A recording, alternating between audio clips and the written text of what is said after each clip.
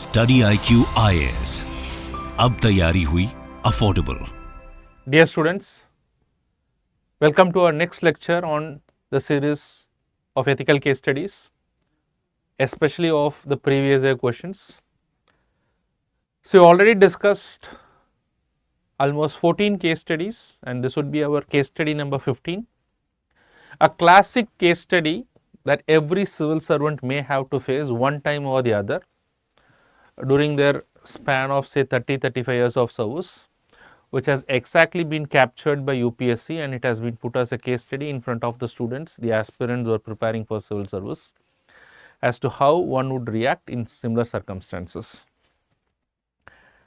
As I already said that if you become a civil servant, every one of us might have to face that. So, what this case study is all about? Let me just brief you about this particular case study. So, this case study is about an officer who is at the rank of Joint Secretary, and the name of the officer is Rashika. So, Rashika is going through some of the problems in her service, not just because of the external problems, but because of the work itself, the nature of the work itself. Rashika, being a Joint Secretary, being a senior officer in the government, is facing it difficult to draw a line between her professional responsibilities and the personal responsibilities.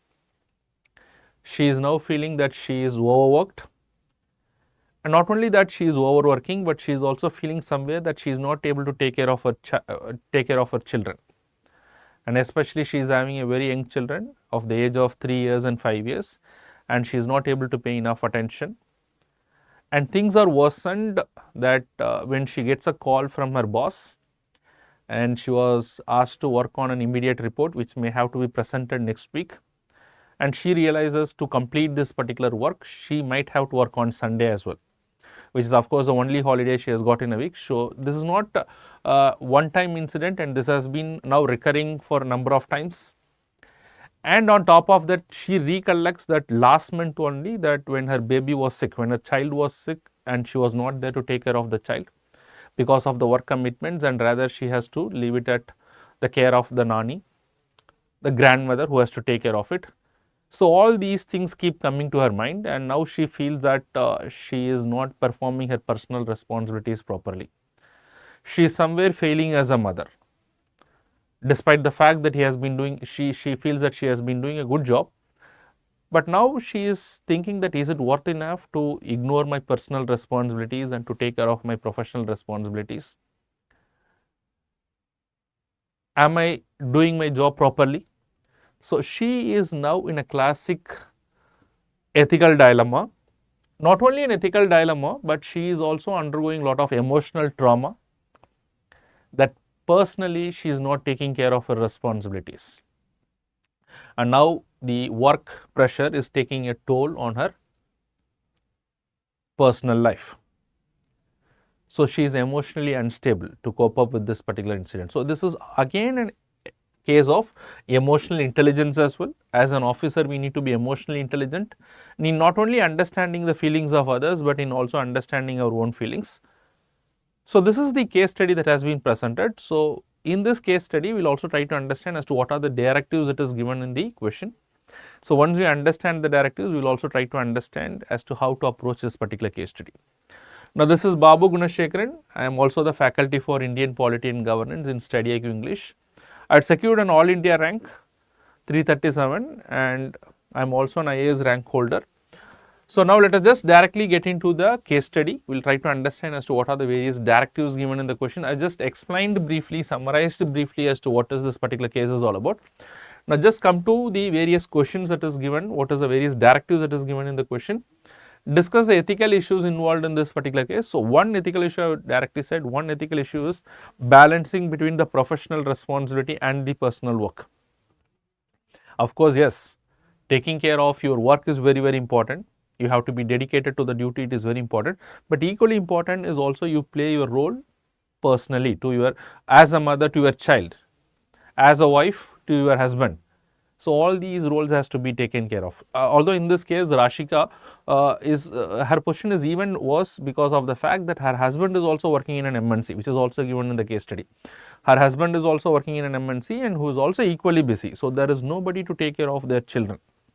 and that is the worst part in this particular case study, that she is feeling so sad and she is so tired of her work and of the fact that she is not able to take care of her personal responsibility. Now, the next thing is briefly discuss at least 4 laws that have been enacted by the government with respect to providing a healthy, safe and equitable working environment for the women. So, what are the laws that has been provided? Not especially in this particular case, but in general. There are a lot of women who are working, and women working in different organizations and different may undergo different levels of problem and different degrees of problem. So, taking into consideration all these things, what are the various laws that has been enacted in order to protect the women? That is the second thing. So, this is more a direct question. So, this is related to the case study that you have discussed. Now, option C, imagine you are in a similar situation. What suggestions would you make to mitigate such working conditions? Suppose if you are in a position of Rashika, what kind of suggestions will you give so that to reduce the problem that she is facing right now? So, in order to avoid that, what kind of suggestions will you give? So, this is exactly what is the directive that is given in the question. So, let us try to understand how to answer this particular question.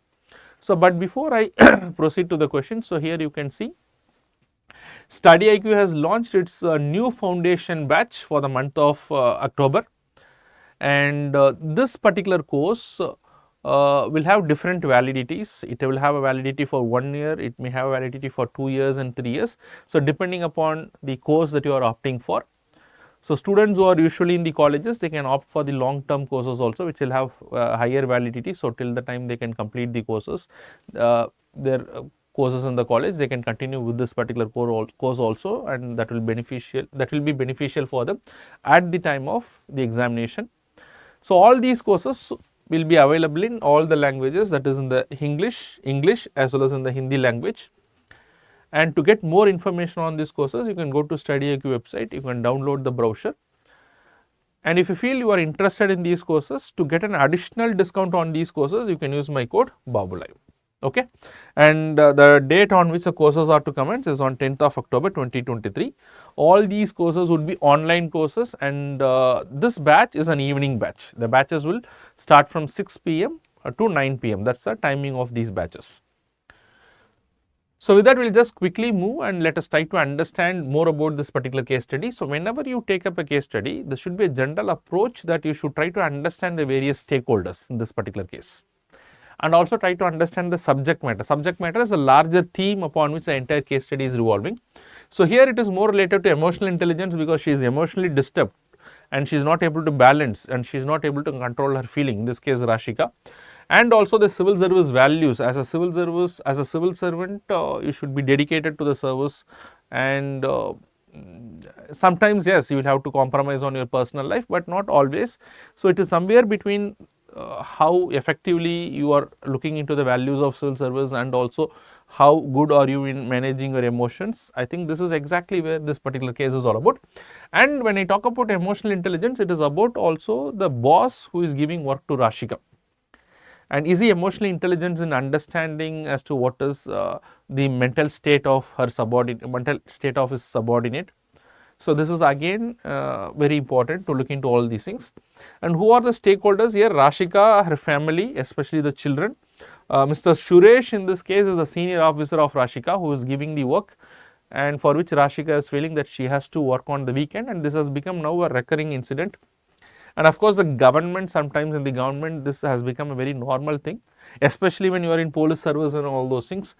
So, under such circumstances, now we will look into the directives, we will try to find an answer to these directives.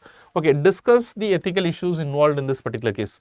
So, one of the classic ethical issue in this particular case is how to balance between professional responsibility and the personal responsibility. In the interest of professional responsibility, if you compromise on the personal responsibility, that is also not a good thing. So, who is going to take care of the young kids? Their education is very important, their health is very important, and as a parent, she has to spend time with them, so that their developmental stages, they go through the proper developmental stages, mentally, emotionally, physically.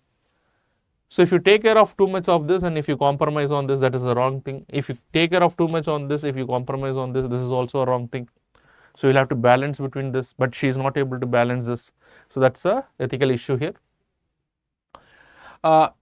Duties of a young mother towards her children. So, as a young mother, she has a lot of duty to perform. Just now we have discussed that. If she is not able to do that, then that is again an ethical issue. Civil service values. So, civil service values talks about being dedicated to the service, passionate about what you are doing. So, if you are dedicated to what you are doing, is it okay to compromise on your personal responsibilities? So, that is again an ethical issue. So, these are all some of the ethical issues in this particular case.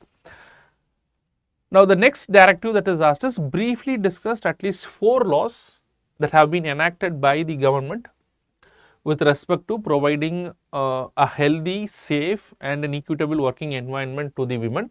One is of course the Maternity Benefit Act, very important. Today the Maternity Benefit Act takes care of the requirement of the women who has delivered a child, and the woman is now able to get 26 weeks of paid leave, and this leave can be taken at any point of time. Before 2 weeks the estimated delivery date till the time the child attains 18 years of age. So, yes, that this is a good law which takes care of the women. Prevention of Sexual Harassment of Women Act 2013. Before that there was a Supreme Court judgment which is also called as the Vishaka Guidelines given by the Supreme Court in 1997, but 16 years after that the Parliament has enacted this particular law, which is the Prevention of Sexual Harassment Act 2013. And then we have the Factories Act. Of course, the Factories Act tried to regulate the working hours, the working conditions, not only for the women, but as women can also be covered under this. So, this is again to protect their health and all those things.